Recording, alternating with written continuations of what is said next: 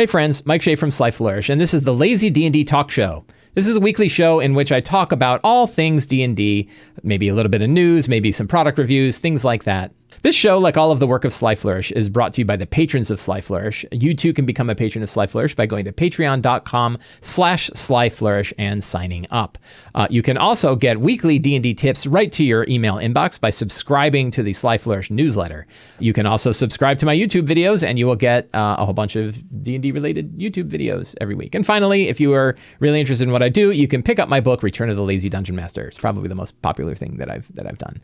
So yeah, this is a big week for D&D stuff. There were some big announcements of new products coming out that we're going to talk about. We're going to do a couple of reviews of third-party products that you can buy right now, so you don't have to wait around for stuff coming out later in this year. And maybe we'll talk about some other odds and ends. I don't know how much we're going to get through. I always kind of put together a little agenda, and we'll see how far we get. So yeah, there were 3 books announced since Friday. We knew about them. We kind of heard little bits, and I think 2 of the 3 we had heard about early. A third got kind of leaked in the middle of the week, and then we heard all about them. And what I suggest, if you want to know more about all of these things, I have links to the Nerdarchy website, which seemed to have really good write-ups from people that I know love D&D with the least amount of ads popping up on your screen. There is one pop-up on the screen, but I can't complain. There's a pop-up on my screen too. So the least amount of ads to cut through in order to see interesting things, because a lot of the big commercial sites are just riddled with ads. So yeah, the three products are Wilds Beyond the Witchlight. And this is so I had talked previously about my desire for there's the pop-up. For a non-grimdark adventure, and I think I got my wish. I mean, we'll see, right? So how are these? We'll see is always a safe answer. But I am cautiously optimistic. I am excited to see what they come out with. I like what I'm hearing. I'm excited in all of these products, to be honest. So Wild Beyond the Witchlight is a Feywild adventure. It's 1st to 8th level. So it's kind of tier 1 and a little bit of tier 2, which is sort of the sweet spot of 5e, I think. And it is set mostly in the Feywild with interesting kind of a circus-y sort of theme going on. Some of the highlights are that, according to Chris Perkins, very, very whimsical, very Dorothy and the Wizard of Oz, which all sounds great. And apparently you can get through this entire adventure without any combat, which is interesting. And I don't know that a lot of groups will be really happy with that idea. I guess combat is certainly an option. I'm interested to see how they do that. It's very interesting because sometimes I see groups who are, they try to avoid combat, but they really want it too, right? Like, you know, they recognize that like trying to find a way out of a situation without getting to a fight in the world is a good answer, but in reality, in our world, is not as much fun. And I've seen like where 1 or 2 players are working really hard not to get into a fight. And it's not like the other people in the group want to get in that fight, but we want to see the mechanics of combat work. So it'll be interesting how they kind of balance that, and we'll figure that out. Any other information, there's a really cool poster map for it. There's a lot of, the artwork looks really, really good. Like, look, some really fantastic artwork here. The poster map looks like the kind of map you would get at like an amusement park. Whoops, I don't know what happened there. So really kind of cool, cool map, just cool style. So definitely a good, solid departure from the hellish, charred landscapes of Descent into Avernus and the frozen wastelands of Icewind Dale. So I'm excited for that. And yeah, so the other, and again, I'll have the link to the Nerdarchy site. Let me paste that into Twitch so you guys can see it. And what's the other one? So the other one is Fizban's Treasury of Dragons. And this is one that we didn't know about, at least until about the middle of last week. And it seems to fall quite right in line with Mordenkainen's and Volo's Guide as a book primarily focused around monsters. Now, Volo's and Mordenkainen's kind of had an extra planar angle to it. And I don't think Volo's really had a Volos didn't really have a central theme, I don't think. It had sort of a bunch of different monsters. But this one obviously is focused around dragons and dragon stuff. They said it's not all dragons, it's dragon-related things. It's got some new character origins, I think. Mostly the Gem Dragon Dragonborns, which I think have been in UA, so I think we can see those. And, big piles of monsters and other things. I don't know if there's any big surprises about what's going to see in here. Really cool alternate cover. The alternate covers of these books, I'm going to definitely call my FLGS and get the alternate covers because all three of them look really, really cool. So I don't know that there were any major surprises, right? Gem Dragons, Story of the First World, and the Royal Bomb. Yeah, so this is kind of interesting. They're definitely putting an angle on the idea of really powerful dragons, which they're referring to as great worms. So it used to be, I think, in the olden days of D&D, that a great worm and an ancient dragon were kind of the same thing, right? Up until now, I've thought of ancient dragons as the equivalent of great worms. But it seems like in this book, they actually have a new level of dragon, which are great worms, which are almost like the progenitor dragons from Eberron. They're nearly gods, and they can actually traverse worlds, which is why you might see a great worm could be in Eberron, or it could be in Forgotten Realms. The same worm could be. So that way they're sort of tying their multiverse together through these dragons, which is a little bit like, kind of a funny angle, but I think it'll be fine.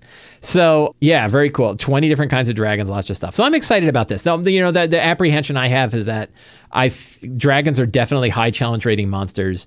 And it seems like the designers at Wizards have not, they haven't been handling high challenge rating monsters the way I would like them to be. They're just generally not as powerful as I think they should be given their challenge ratings.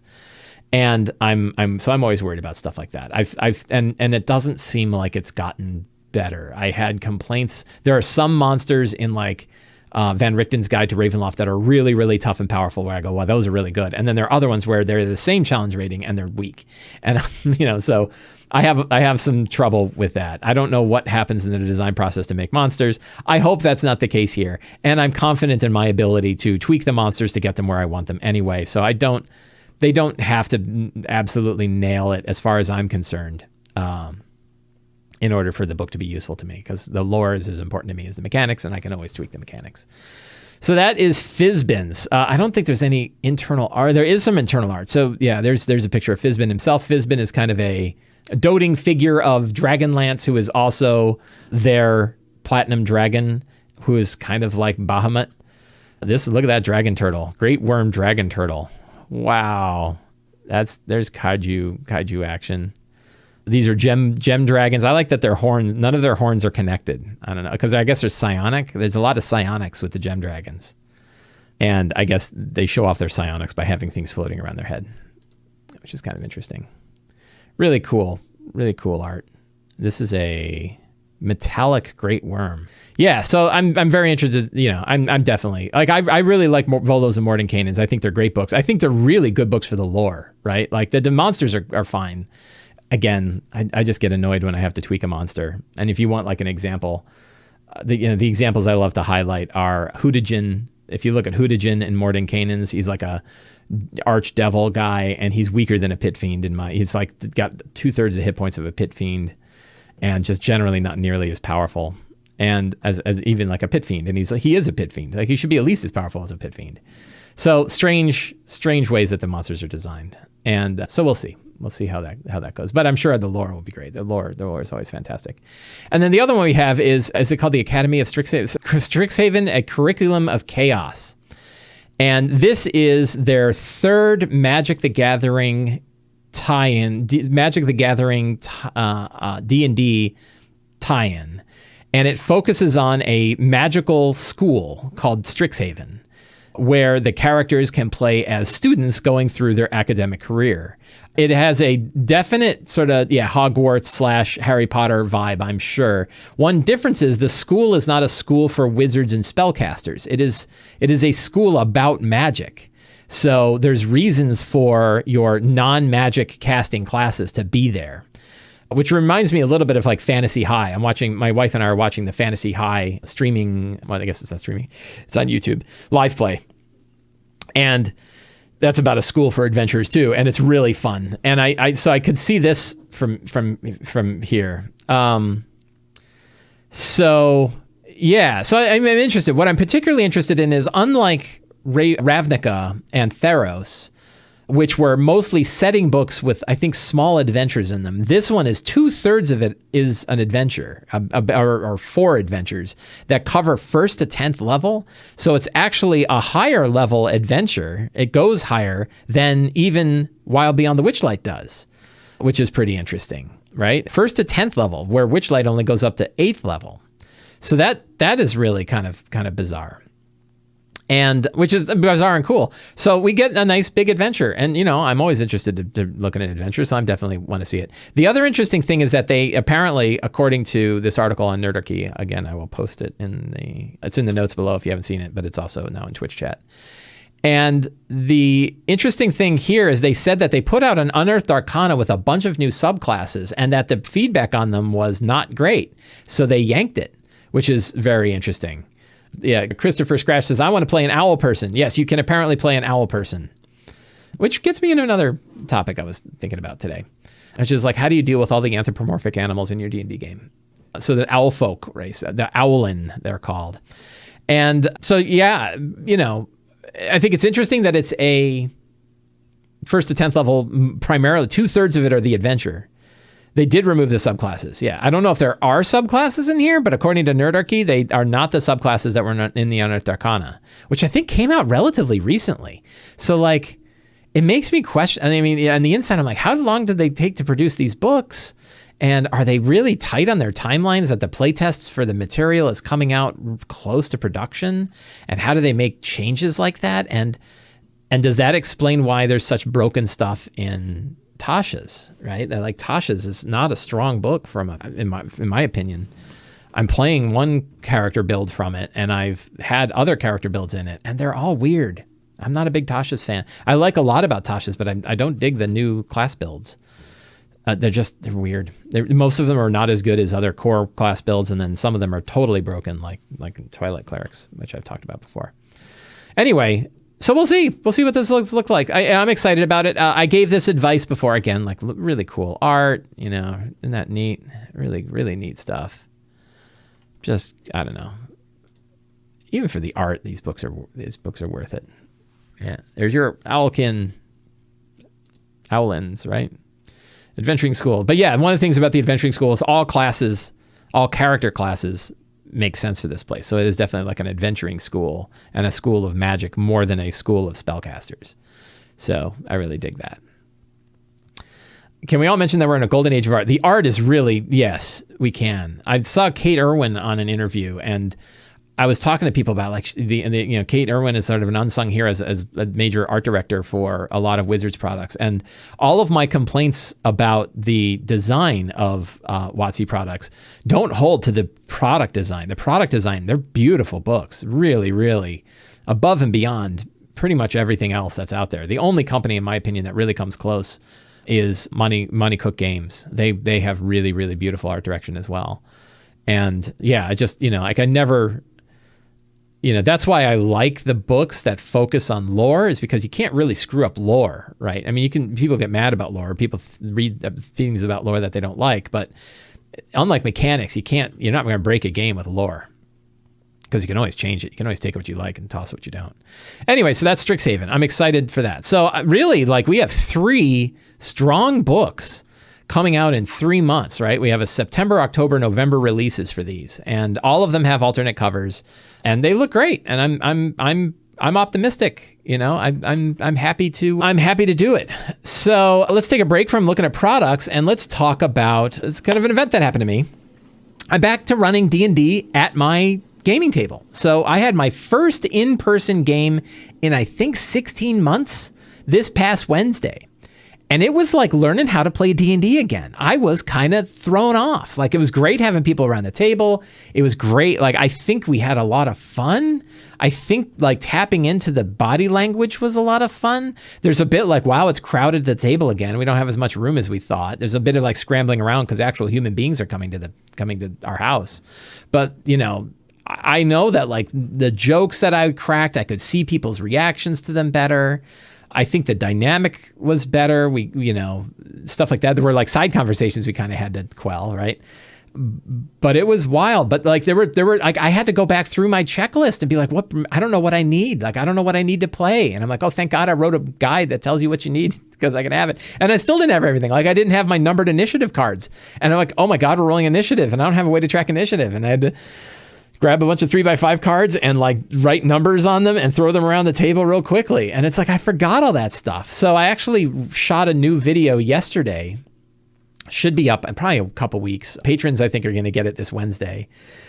And it was like, what tools do we need? What are the tools of the Lazy Dungeon Master again, right? It's the 2021 version of Tools of the Lazy Dungeon Master, which I hadn't recorded again for 8 years. And it was like, what material do we need? And it's like, you need initiative cards and 3x5 cards and a cheat sheet and monster tokens and dice and all that sort of thing. But it was really like, it wasn't hard to play, and I didn't get lost.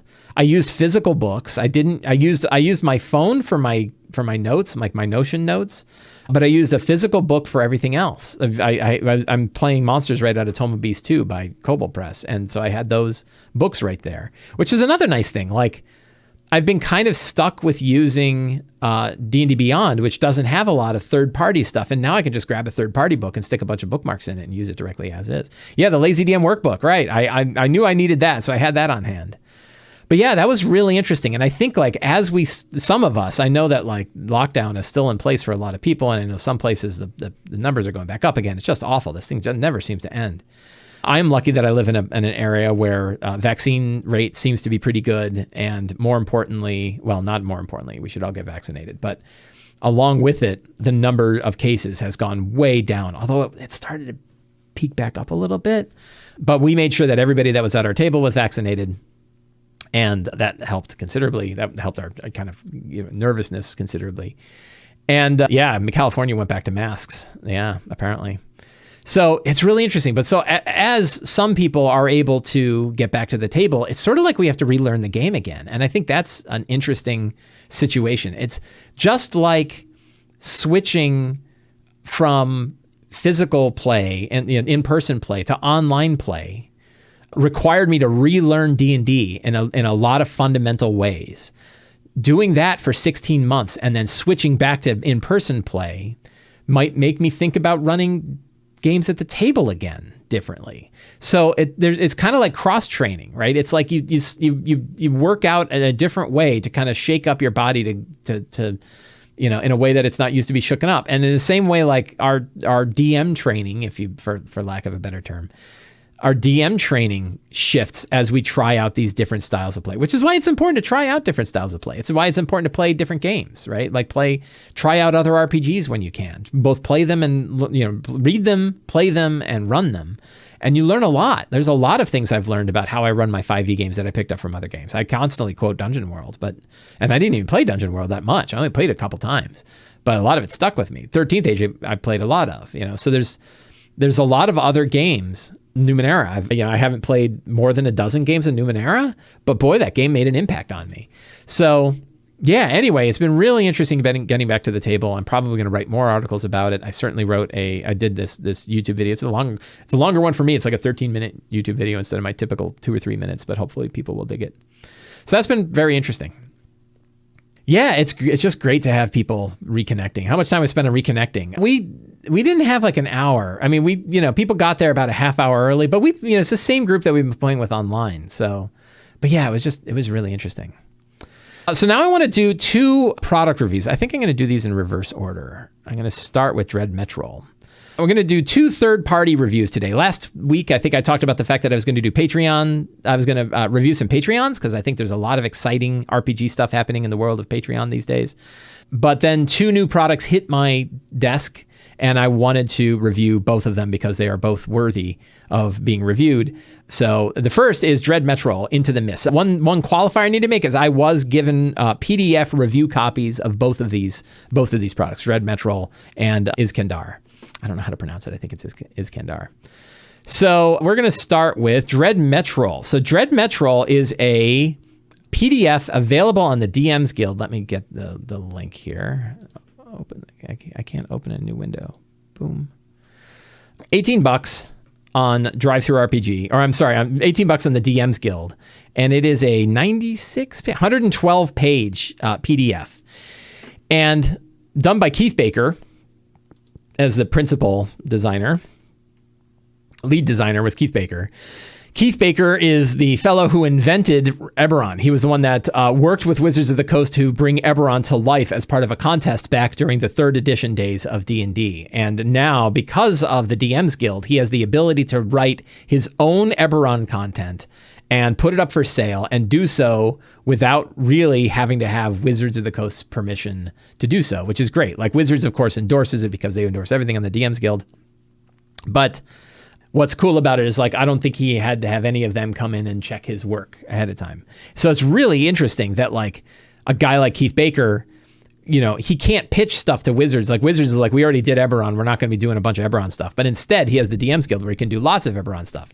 And so Keith and company worked with the material that came out in Van Richten's Guide to Ravenloft and the idea of dread domains, dread lords, and that sort of thing to create a Ravenloft Eberron hybrid called Dread Metrol. Metrol is a city on the eastern edge of the Mournland, in the eastern edge of what used to be Sire. The Mournland is a huge empire that got completely destroyed in an event known as the Mourning. And it is a big world-defining moment in Eberron, and lots of weird stuff happen in the morning. I'm particularly interested in this because I just finished an Eberron campaign where about half the campaign took place in the Mournland, and I loved it. Like, I think back on it, and I just loved it. I took a lot of stuff from, like, Stephen King's Wastelands, and I took a lot of things there. And what's funny is I had planned on doing stuff in Metrol, and then changed my mind and focused on the western side of the western side of the Mournland, and didn't go to Metrol. And then I see a product that comes out about the place I didn't do. So I was like, oh, that's really interesting. Like, that could be really fun. And it is. It's really the setting here that he created is really cool. It's 45 pages focused on this setting. And if you think about it, like, that's way bigger than any of the Domains of Dread, any amount of the words of Domains of Dread in Van Richten's Guide, right? It's one domain, this one place. And the general theme of this place, the general theme of the Dread Metrol is that it is a advanced city, advanced in the world of, like, artificers and stuff, that is fighting off hordes of undead sent by the Empire of Karrnath. And there is a leader known as the Empress, I think it's the Empress of Shadows, is her name. But her name is Denelle de Winarn, I think is her name. And I think I have that right. Queen Denelle. And she is the last queen of Sire, right? She's the last queen of this empire, of this nation that essentially gets wiped out. We know it gets wiped out because that's what happens in the morning. But this city is stuck in its continual war. Because it is a domain of dread, it is stuck in a continual war with undead hordes from Karrnath.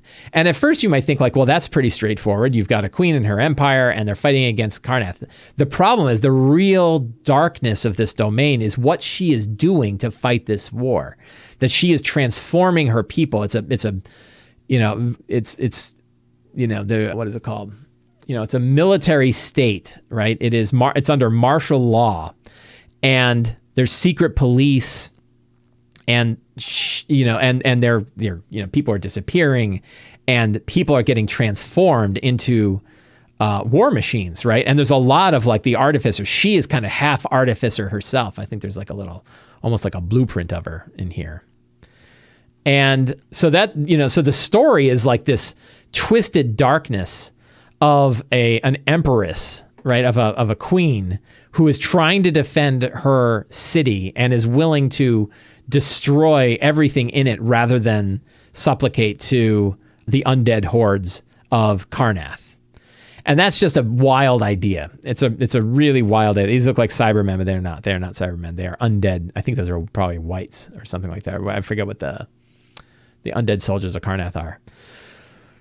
So really great stuff in here. Lots of lore to dive into. Lots of stuff to just read and absorb. Lots of interesting things about this endless war that is going on. Very digestible, very usable. And this first part of the setting really builds up a an excellent setting that you can use. Like, gives you a lot of excellent material that you can use. Lots of lots of random tables that you can use, which I love random tables. We're going to talk more about that in Iskandar as well. Lots of random tables that you can use. Great art, really good design. I haven't read it thoroughly, so I don't know about the quality of editing. That's always a question, but I haven't seen anything that made me go, ugh. So really, really cool stuff. And I like, it's got a fun map, of the location, these cool, the vermin shards, which are these like huge ancient growths, like weird growths that exist here. And they're not growths exactly, but they're like weird constructs that have been around far longer than even the city that surround them. So that's really neat stuff. Big districts, but not so big that you like get out of hand. Really scary artwork. There's 2 different pieces of artwork of a bunch of hands. That's one piece, and then there's another piece. Hey, look, more hands. And these are come from the Bridge of the Dead, which is a bunch of petrified undead that they created. They created like a dark bridge. Really, really, really neat stuff that go on here. And so one of the things for your 8, there's like Dwynarn and the parts of her that have been replaced by Donnell. Yeah, Donnell Dwynarn. And it treats her as one of these dreadlords, right? As a dark lord. And what is transforming her, right? What is driving her? And what is the cyclic, battles that she has to face, right? And she's in, 15th level legendary. So that's kind of cool. Really just good stuff. I really, really like it. And I could totally see grabbing onto this and running a fun, probably short Eberron campaign built around this world. Your $18 also gets you a player edition, which is something I believe, I don't know if it has like, are you allowed to give a copy of this to your players?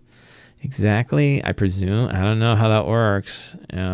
But a player-driven version of this that has, like, this could be the sort of the handout that you get. It's big, 34 pages, but it's like a handout that you give to your players so they can understand the world and what's going on here and their place in it and everything that's going on. Because, like, it would be based on the idea that the players, that the characters know this place. They've already been here, so they know all this stuff. I think that's really cool. So really, really, really cool stuff. So yeah, it's neat that it comes with a whole player's guide along with the core book and a good chunky player's guide at that, 35 pages. Same material, right? It's basically material from the main one that has been abbreviated down so you can give it to a player. It's not entirely new. One other thing that it has in it is an adventure. So about half of it is on the setting, and then the other half is on an adventure. I will warn you, I'm going to be spoiling parts of the adventure. So if you are planning on playing in this adventure, you may want to take a break and come back in 5 or 10 minutes or so, or just peek in every few minutes and see if I'm still talking about it.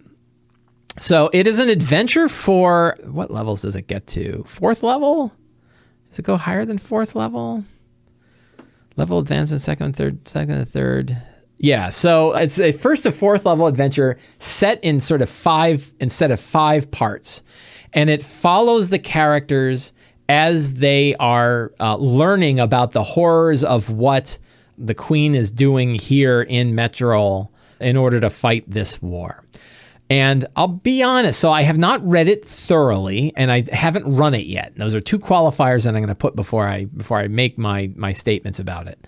That, I might read it and change my mind. Or I might, if I had read it or if I read it, I might change my mind. And if I run it, I will. You can't really know an adventure until you've run it. And I'm apprehensive about hearing people's thoughts about an adventure until they've run it, right? We don't really know.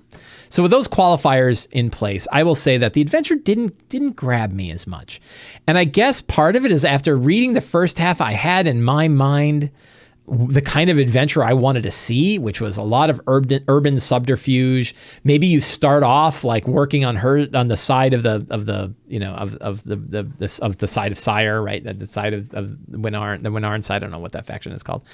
And then slowly realizing the terrible stuff that they're doing, and then become kind of part of the resistance and dealing with it that way. I think that might have been sort of a fun way to deal with it. And then reading the adventure, it's got some of that. The adventure does follow this sort of deconstruction of the horror that's going on. But there were probably two things right off the bat that made me go, ugh, right? Like as soon as I saw, I'm like, I don't want to do that. And one is that I think there are two different ways to introduce your characters in the adventure, and both of them are the forced capture, where a fog rolls over, you're suddenly captured, you lose all your gear. No, there's nothing you can do. No, you can't roll a saving throw. No, you can't dimension door away. No, you can't polymorph into another creature, right? It's a very dismissive way of introducing an adventure. And I'm writing, I think I've got an article coming out on Monday that talks about brittle quests or quests that seem like good ideas but don't really work in play. And the forced capture is one of them, right? The idea of your whole group is captured and you lose all your crap is a commonly used and, in my opinion, not a great model for a quest. And the reason why is like you're taking all the agency away, right? Like you're just, you're just taking you're taking everything away that a character could possibly do in a situation. And I get it. Now, so I think the way that you can get around it is to start them there, right? As part of your session 0, say you are going to begin captured by these groups, right? And then see if your players are interested in that. And they're like, that sucks, I don't want to do that. Then you know that you shouldn't have done it in the first place, right? So like Out of the Abyss, for example, is a good, Out of the Abyss is an example where you start off captured. How you got there isn't in question. There isn't some scene where a bunch of drow shoot you with sleep darts. You just end up there. There's a Adventurers League adventure called Arena of Blood, which people have called Railroad of Blood, in which you are the first battle, you're jumped by like an insurmountable amount of drow who shoot you with sleep darts. And it's notorious for getting screwed up and notorious for people hating how it goes, and notorious that it turns out half of them don't get captured and now the DM has to somehow deal with this. And it's a good example of like why capturing in general is not a great angle. So that was something that off the bat I was like, oh, the fog rolls in and you're all captured. Lame. The other part is like you start off in sort of a stable. You're starting off like almost like a farm, right? What is it called? A ranch.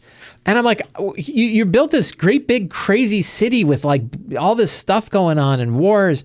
Why isn't this an urban adventure? Like you're in a big city. And instead, it's a day at the ranch. And it's like, I don't know why I'm in a ranch, right? And it's the place is weird. And I think you get captured again. I can't remember. You get rescued, I guess, and then brought somewhere else. And then a third thing, which makes it a no play for me, is they do bad things to horses. And they have a scene with a horse, half spider that's all twisted up, and I'm like, that is not gonna. My wife worked at a horse rescue. This is not going to work, right? So there are hard lines in here that for me and my group are going to be are no go. And can you twist it around? Maybe, but again, like, why am I paying $18 if I have to twist the adventure all around?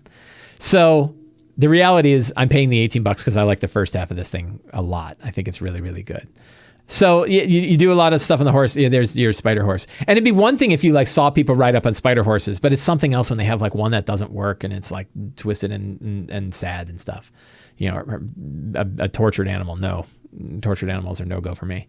So then there's like an escape and stuff like that. And then you actually do get back into this city. And then there are some like the middle part of this adventure, which might be salvageable. I think if I could read it and kind of work it, like how you can sort of start in this circumstance, I think you could get to it. And then, then you get to the end and you're back at the stables again.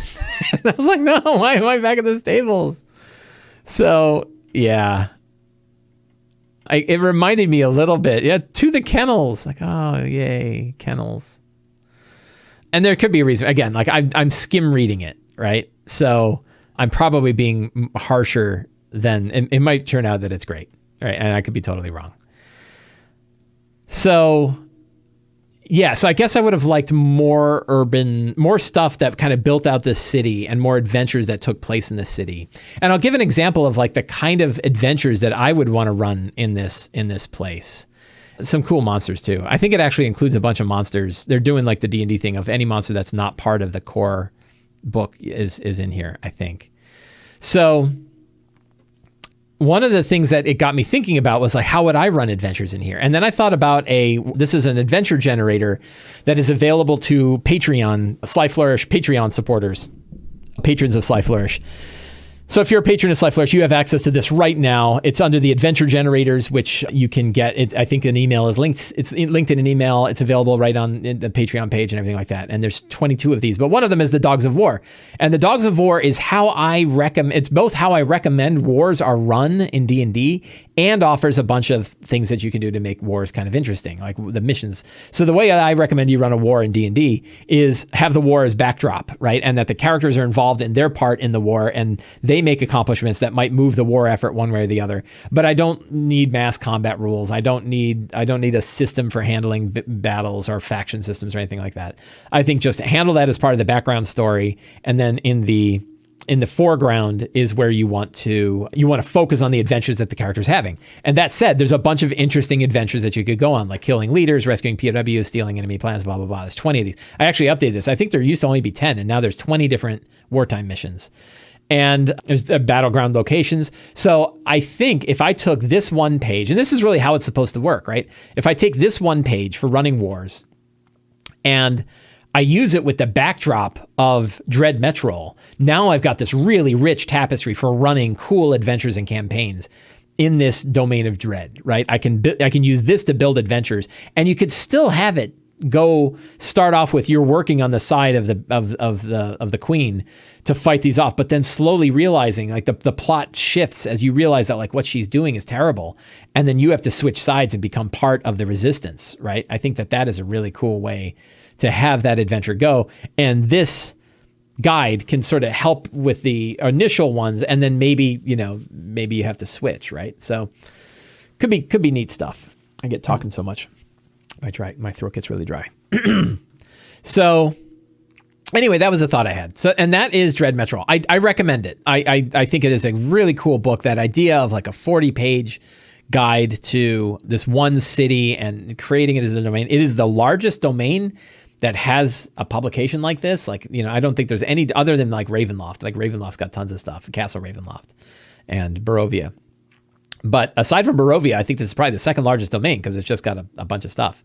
So I do recommend it. I'm a little iffy on the adventure. So the other product I want to talk about is by MT Black. Like Dread Metrol, I was given a preview copy of this. I was given a copy by MT Black about this. And he created a city sourcebook for a city called Iskandar. It is a drop-in city that you can put in any of your own campaign worlds. You can kind of put it wherever you want and use it and use it as you will. It is also available. This one is available on Drive-Thru RPG, and it is available for the low price of $5. And for $5, you shouldn't like stop thinking. Just stop thinking and go buy. And because it is, is it worth it? Absolutely. MT Black is a fantastic writer. He's a very, very prolific adventure writer that has primarily put stuff out in the DMs Guild, but is now branching off to do his own work on Drive-Thru RPG. And the kind of stuff that he does is really, really good. He definitely knows his stuff. $19.90 price, exactly. And so it's 112 pages. Keep in mind, though, that the style of the book is built for mobile. So it's actually very easy to read on a mobile device, which is why it's so long.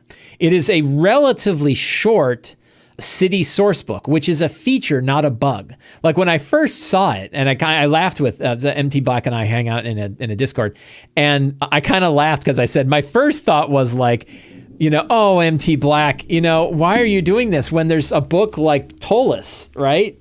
Which I've talked about before. And this is Monty Cook Games' 700-page city adventure campaign that weighs, I can almost not move it with one hand. But there's, I'll tell you the difference. One, I can read this one because it's relatively short. And two, it's only $5, which is 12 times less than Ptolus is in PDF. So there's definitely a price difference, but there's also, it's a feature because like, I don't need a giant city. Sometimes I just want enough information to make a city. And so MT Black has done a great job. There's a lot of neat stuff for players in this book. It's not just a city book. He's got, right up front, the 5 things, like what is this? Mighty metropolis, cosmopolitan, throbbing of sacred energy, in the wake of an empire, facing a fiendish threat. Very cool, right? 5 things to know about the city, and right off the bat, 1 or 2 sentences. Look, a lot of these are 3 sentences long. So you could just digest this stuff fast, and that is a really powerful thing. New races, Bagrock, long reptilian creatures from the Long Dead Empire. This is kind of like Draconians, right? Fiend spawns, mixtures of fiends and humans, forge wrought living constructs, goblins, Jotunkin, giant types. Lots of different origins here. So, lots of stuff for players, which is cool. Yeah, Ravine says, I like his pocketbook format. Yeah, it means that you can read it on any device, right? It's got some flexibility in it. So lots of stuff about, and then new domains, a night domain. This might actually be good to replace the Twilight Cleric. I'll have to look at it and think, does this, would night be better than Twilight? Maybe. Not hard. So, new fighters. If you're into new builds, there are new builds. There's a lot of new builds. That's probably I'm not as interested in that. And I don't think my players are going to be, because it's not a DD Beyond, which is a shame, but that's kind of the issue.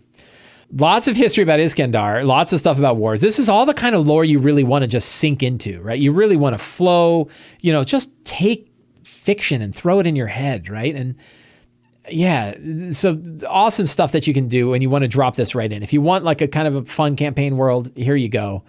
And he's got a lot of it. It's really fun to just sit down and read this stuff, right? It's really, I really dig this kind of content. But then he does something which I also adore in this, which is lots of random tables. I'm trying to get down to the random tables because there's lots of stuff about the city in here. Interesting houses, like the great houses, major guilds. Good stuff. New calendars, names. That's kind of interesting, right? A lot of details here. Author notes. It's always kind of cool to hear about the design from the designer, because it gives you an idea how you're supposed to absorb the thing, right? Where the motivation came from for stuff is really interesting to hear. And then because it kind of tells you where to have your head at when you're running it, if you want to run it kind of the way they did. And then other ways about how to use it is really cool. So so they have these districts, right? These major city districts, and I think this is where we get into the random stuff. And I asked him, I said, here's different shops, right? Or just a random person, right? This is really cool. You need people. There's a whole random list of random people, what they do, who they have, and then encounters. And he has 1d20, a flat 1d20 roll for encounters, but they are the style of random encounters that I much prefer. It's not 3 bandits. It's more than 3 bandits, but it's only 3 sentences long. Young woman in simple, pretty dress is weeping hard into an alley. She was meant to elope today, but her fiance has a sudden change of heart. Shyly asks the characters to take her out to a tavern to help her forget her troubles, right? Fun. Earnest young man named Blythe approaches the party. He declares himself to be a monster hunter. He is tracking an ettercap that emerged from the sewers. He asks for help to track and destroy the monster, right? So it's enough for you to build a scene and a situation and maybe a little piece of an adventure, but it's very digestible. It's not paragraphs of stuff. It's interesting to see on the DM's Guild. My favorite of the DM's Guild products, I think, is Waterdeep City Encounters, which is a crazy bestseller in the DM. Yeah, it's number 1, right? I guess from the Guild and Guild Adepts, it's number 1. I don't know where it sits on the most popular DM titles. But it is, and I think is it an Adamantine? It's an Adamantine bestseller, right? And it's just a fantastic book. And look who wrote Empty Black. How about that, right? And I think I heard that Will Doyle was kind of responsible for a lot of or kind of managing a lot of the random encounter stuff. And they really nailed exactly what size of an encounter you want, right? Which is 2 to 3 sentences. 1 to 3 sentences, not more. You don't want paragraphs, and you don't want too little to say you want to do an ettercap, right? That's not I know how to do that. I want a little bit of work to kind of push me in a direction. So not only does he do that here, he does it for every one of the different districts, has different people and their jobs. Every one of them has different encounters. So there's 6 of these random encounter tables for the whole city, which means you could run a pretty good sized campaign in the city and have lots of different events taking place in all the different locations. And none of them are going to overlap, right? So that alone makes it really useful. If you're running any city, you can grab this kind of stuff and go with it, I think. I think it's I adore it, right? I think it's really powerful stuff. And for $5, it's crazy cheap, right? Here's a good like loot in the body, crimes. Crazy cheap for what you get and really valuable. And talk about a product that's like built for you to use, right? This book is built for you to use. So yeah, it's really good. Yeah. Gandhian says, I think I'm going to yoink that and use it in my campaign. If you need a city, here you go. Right. And it's like, and it's digestible like this. It's not huge, right? It's got a lot of good stuff in it, a lot of details, but you could read this in an hour or two and then use it at the table. And you've got a lot of material to work with. So very usable book. I love it. I highly recommend it. Pick it up today on Drive-Thru RPG. I think it is only available in PDF. I'd love it if he did like a digest print version. I would buy that in a second. So yeah. I don't know. In the meantime, the PDF is definitely worthwhile. So that is Iskandar. What else was I going to talk about? Let's talk about miniatures. We'll talk about miniatures. We'll skip this one about the angst of that WOTC isn't making your favorite source book. So there's new miniatures out. This is a debate I've had with my friend Teos now for years. And I have a video and an article on Sly Flourish. We'll start with those. It's kind of be our, we got about 10 minutes left. About tokens. Crafting lazy monster tokens. These are new. Here's an image of them, right? Let's see. I can stick that in the other window. So lots of people, I'm a fan of Theater of the Mind, but I'm actually a fan of using whatever, let's see, I can just go ahead and just fill that up, right? I'm a fan of using whatever system or whatever tools work well to help share the story of the game at the table. And I had, the problem is that when it comes to representing characters and monsters on the table, the most common approach are miniatures, pre-painted miniatures. But they are seriously expensive, right? And I think for many people, debilitatingly expensive. That you can't just spend $20, $30, or $50 and have a collection. $50 gets you like 8 miniatures.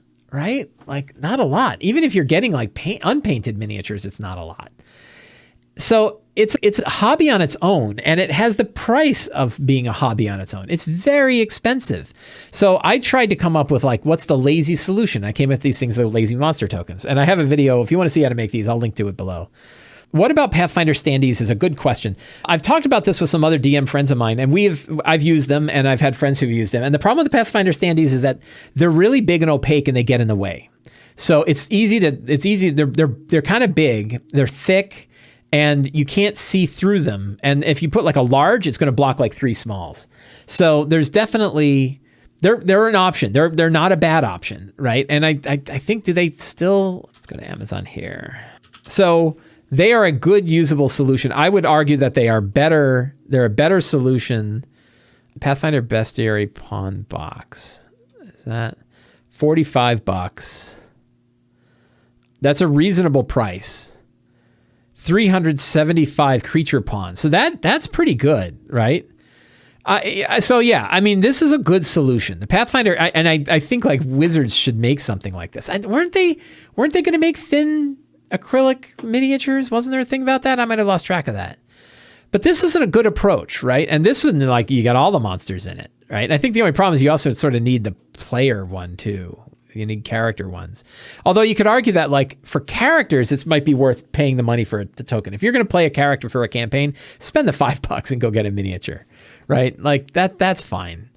But monsters are the hard part. And when you don't know what monsters you need, that's really hard. So I like these tokens because you only need a handful of them. And they can represent pretty much everything from any level, right? And so I think assuming you have a color printer, it's about $30 to make these. And you could probably make about 4 sets for $30. So it's like, what is that? Like $7 or $8 a set, right? And that seems to be like the cheapest way, and they're really versatile. So that's why I recommend them. But why this came up is that with the new Wild Beyond the Witchlight, there is a mini collector's pack, which has every miniature from this set in it. And it's $750. So it gives you an idea like how much this stuff costs. Why do I have all this like pop-ups? 81 miniatures, right? 81 minis. Now it's all of them, right? All of the miniatures that are coming out in total, all the premium miniatures, all the minis from the D&D set, starter sets, whatever those are. So it's a whole lot, but 81 miniatures, talk about let them eat cake, right? Like 81 miniatures for $750. That's like $9 a mini, right? Like that's really, really high. And I mean, I love this hobby and I have disposable income. I drop coin on Dwarven Forge, I'll tell you, but I'm not buying this. So, yeah, I don't know. So I argue with people. And I what's funny is I just don't think, like my tokens, I like my tokens, but they're not perfect. I lost my tokens. I like my tokens, but they're not perfect. Right? Wow, my text is really big. That's weird. Nothing is perfect, right? I have yet to find a monster solution. This is as close as I've come to a monster solution. So yeah, it's what's this? Dice of Rolling is wooden tokens for $45. Yeah. So I saw the dice of rolling. I thought they were a little too generic. They had like silhouettes of people. This one has enough that you can represent NPCs and monsters, and it's cheaper than that. And I think these are easier to see, and they use letters instead of numbers so that you can say, tell me an interesting thing about this cultist that starts with the letter B. And they say, oh, he's got bony protuberances coming out of the front of his head. And you say, okay, bony protuberance head is B. Now you have an in-story way to represent a character out of game. So, yeah. Now it's easy to pick on that $750 set that came out. I lost it already. My friend Teos told me, like, you can actually buy a brick, I guess a brick, whatever, 8 packs as like less than half of this price, and still get almost all of the minis that are in there. And you get a lot more minis than that. So like these guys, right? It's $159. And I think that's 8 boxes. Is it 4 or 8?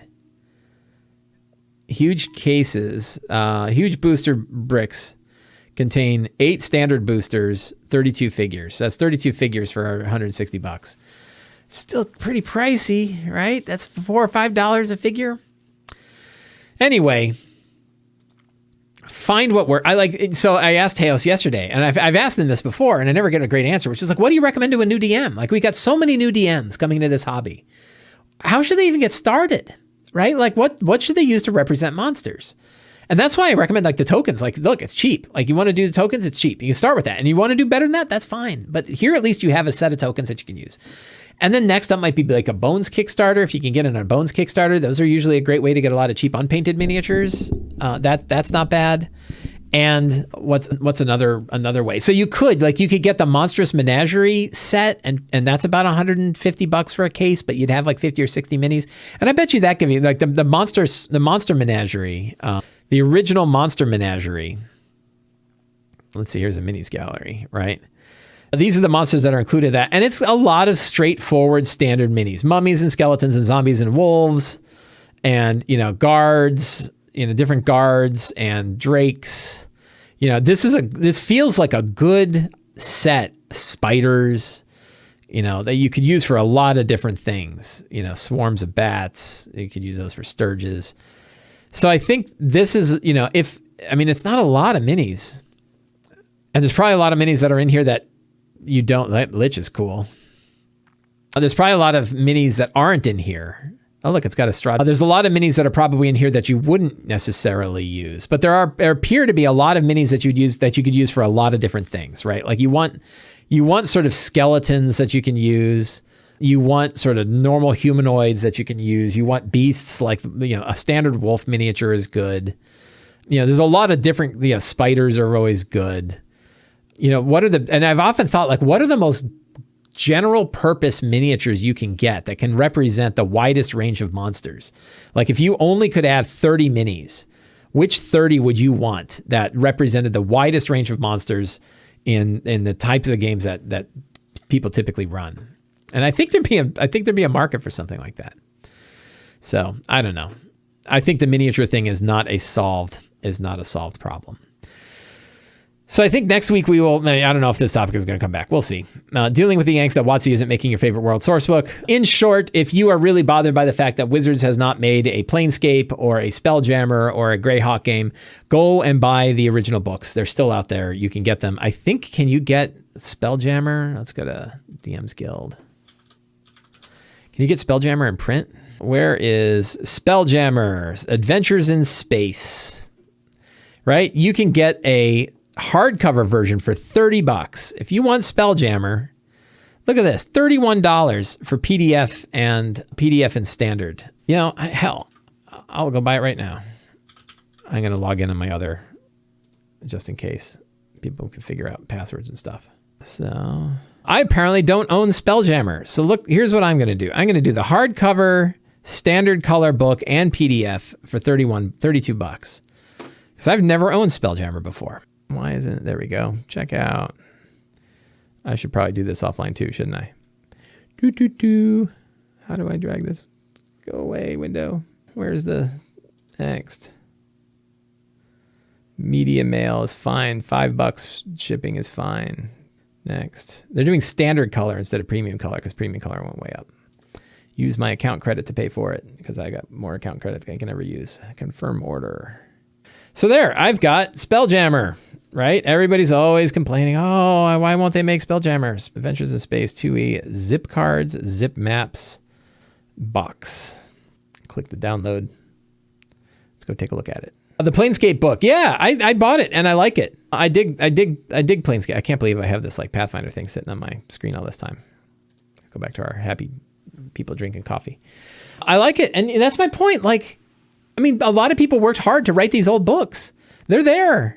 So if you don't have your favorite setting, go get it, right? Like, they're there. Dark Sun, Planescape. I have them all. I have Planescape. I have Ravenloft. I have Dark Sun. I now have Spelljammer, right? I have Greyhawk. So all that old material is there. If you love the old material, it's still there. It still exists. And it's really easy to convert this stuff to 5e. Are there 5e design considerations that would be cool to apply to one of those old settings? Sure. And would I not buy it? No, of course, I'd buy it. Would I be excited if they said, hey, we're going to do Planescape? I would be very excited if they said they're going to do Planescape. Do I need them to? And am I upset when they don't? No, I'm not upset. They can do what they're going to do, right? I don't let WOTC drive my happiness. What their decisions don't drive my happiness. I am floating on the river of life, and I'm happy to see what they do, and I will enjoy what they do. And in the meantime, I am swimming in more RPG products than I can possibly use in my life.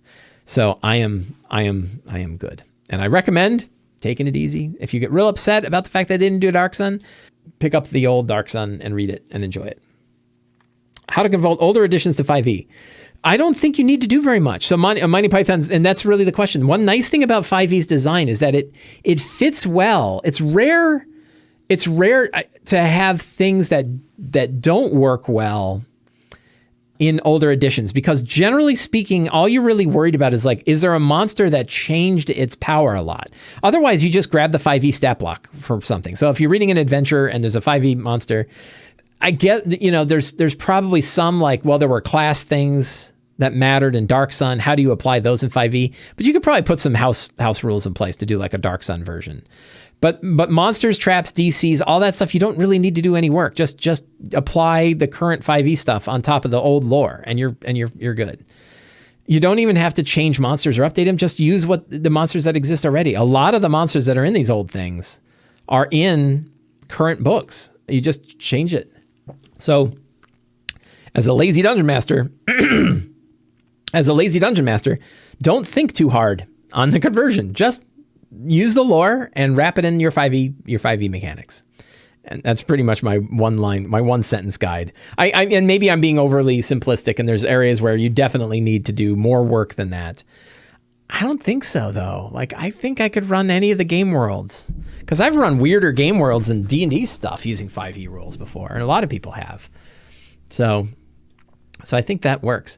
I think we will call it a day for the Lazy D&D Talk Show. If you enjoyed this show, You can help me out in 4 different ways. First, you can subscribe to the Sly Flourish newsletter by going to slyflourish.com/news or subscribe. It's also, the link is down below. That gets you new D&D articles right to your inbox every week. You can subscribe to me here on YouTube. You follow me here on YouTube. You can support me directly by going to patreon.com/slyflourish and becoming a patron of Sly Flourish. Or 4, you can pick up any of my books, but in particular, you'll probably like Return of the Lazy Dungeon Master and the Lazy DM's Workbook. Thank you very much, and have a great day. Let me cancel.